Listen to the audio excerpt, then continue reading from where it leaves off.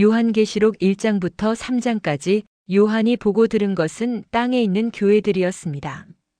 칭찬받는 교회, 책망받는 교회, 살았다고 하나 죽은 교회, 그리고 예수를 문 밖에 세워둔 교회. 그 모든 평가가 끝난 뒤 요한은 이렇게 말합니다. 2일 후에. 이 표현은 한국어로 읽으면 자연스럽게 그 다음에 일어날 시간처럼 들립니다. 그래서 많은 사람들이 요한계시록 4장을 교회 시대 이후의 미래로만 읽습니다. 하지만 헬라어 원문에서 이 표현은 시간 이동이 아니라 장면 전환을 가리킵니다. 여기서 2일 후에는 헬라어로 메타타우타. 이 표현은 시간이 얼마나 흘렀는지를 말하는 신호가 아니라 이제 다른 장면을 보게 하겠다는 신호입니다. 헬라어 서사 문헌에서 이 말은 이런 의미로 쓰입니다. 이제 다른 화면을 보게 하겠다. 지금까지 가려져 있던 쪽을 보여주겠다. 즉, 시간이 흘러간 것이 아니라 요한이 보게 되는 시점과 장면이 전환된 것입니다. 요한은 미래로 여행한 것이 아니라 현실에 보이지 않던 배후를 보도록 초대받은 증인이 된 것입니다. 땅에서 교회들을 평가하시던 주님께서 이제 그 평가가 내려지던 하늘의 통치 본부를 공개하기 시작하신 겁니다. 그래서 2일 후에는 연대 기적 다음 사건이 아니라 땅에 갇혀있던 우리의 시선이 하늘의 통치 중심으로 끌어올려지는 시작 선언입니다. 로마 황제가 세상을 다스리는 것처럼 보이고 교회가 밀려나고 무너지는 것처럼 보이던 그 땅의 현실 뒤에 이미 열려있고 결코 흔들리지 않는 하늘의 실제가 버티고 있음을 폭로하는 지점이 요한계시록 4장 1절입니다. 내가 보니 하늘에 열린 문이 있는데 요한이 본 것은 새로 열린 문이 아닙니다. 헬라어 원문은 이미 열려 있었고 지금도 열려 있는 문을 말합니다. 사람이 두드려서 연 문이 아니라 하나님 쪽에서 먼저 열어두신 통로입니다. 이 문을 통해 요한은 미래로 이동한 것이 아니라 지금 이 세계를 실제로 움직이고 있는 통치의 배후를 보도록 초대받습니다. 땅에서는 교회가 흔들리고 권력이 세상을 장악한 것처럼 보입니다. 그러나 하늘에 열린 문 너머에서는 단 한순간도 멈추지 않는 하나님의 통치가 작동하고 있습니다.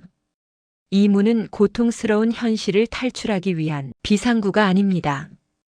오히려 땅의 고난이 하늘의 통치와 어떻게 맞물려 돌아가는지를 정면으로 대면하게 되는 통치본부의 정문입니다. 내가 들으니 처음에 내게 말하던 음성과 같고, 요한은 하늘에 열린 문을 본 직후 그 문 너머에서 한 음성을 듣습니다. 이 음성은 낯선 소리가 아닙니다. 라오디게아 교회의 문 밖에서 간절히 문을 두드리시던 그 예수님의 목소리가 이제 요한을 왕이 보좌 앞으로 소환하고 계신 것입니다. 성경은 이 소리를 나팔 소리 같은 음성이라 말합니다. 고대 세계에서 나팔은 왕의 명령이 선포될 때, 전쟁이나 중대한 국면이 시작될 때 울렸습니다. 가장 공적이고 가장 권위 있는 순간의 소리였습니다. 즉, 이 음성은 요한 개인을 위한 은밀한 메시지가 아니라 이 세계를 향해 울려 퍼지는 왕의 공식 선언입니다. 그리고 그 음성이 요한에게 말합니다.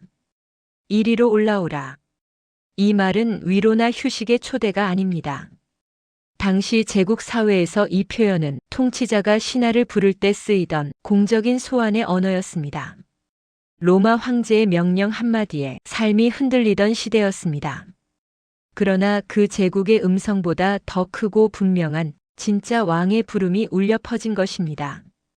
그래서 요한은 신비한 체험을 하는 사람이 아니라 현실의 배후를 목격한 목격자입니다. 하늘의 풍경을 감상하는 구경꾼이 아니라 하나님의 통치가 지금 이 땅에서 어떻게 작동하고 있는지를 교회들에게 말해야 하는 증인입니다. 그래서 이어지는 말씀이 중요합니다. 이후에 마땅히 일어날 일들을 내게 보이리라. 여기서 예수는 단순히 미래 사건을 나열해 주겠다고 말하지 않습니다. 마땅히 일어날 일, 헬라어로 마땅히는 데이라는 단어를 씁니다. 이 말은 아마 일어날 일도 아니고 가능성 있는 시나리오도 아닙니다. 반드시 그래야만 하는 것, 하나님의 통치 안에서 다른 길이 허락되지 않은 필연을 뜻합니다. 이 말은 이렇게 들려야 합니다. 세상이 무너지는 것처럼 보일 때도, 역사가 통제불능으로 폭주하는 것처럼 느껴질 때도 이 모든 일은 하나님의 손을 벗어난 우연이 아니라는 선언입니다. 그리고 예수는 말합니다. 그 필연을 보여주겠다. 여기서 보여준다는 말은 구경시키겠다는 뜻이 아닙니다. 이때 사용된 헬라어는 데익소, 원형은 데이크님입니다. 이 단어는 단순히 보여준다는 말이 아니라 이게 핵심이다 하고 손가락으로 짚어 드러내는 동사입니다. 즉 예수는 신기한 것을 많이 보여주겠다는 게 아니라 지금 이 세계를 바라보는 기준을 바로잡겠다는 선언을 하시는 겁니다. 그래서 이 보여줌은 볼거리를 늘려주는 게 아니라 혼란스러운 역사 속에서 이것이 진짜 통치다라고 짚어주시는 시야의 교정입니다.